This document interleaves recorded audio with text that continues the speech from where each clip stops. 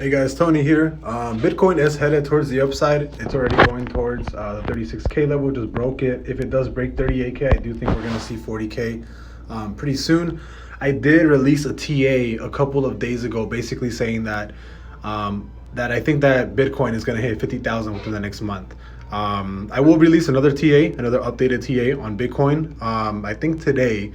But I did call Bitcoin going to 50K within the next month or so. I 100% think that's going to happen. If it doesn't, then I'm wrong. But like I said, I do think that within the next month or so, Bitcoin is going to hit 50K. And I do think that with Bitcoin hitting 50,000, Ethereum doing new all-time highs, I do think that's going to pump up all of the other crypto. Which I think in place will make Dogecoin run a little bit higher also, which you guys know I'm holding a pretty big position on that. I was holding about $10,000 worth of Bitcoin about like a day ago or something.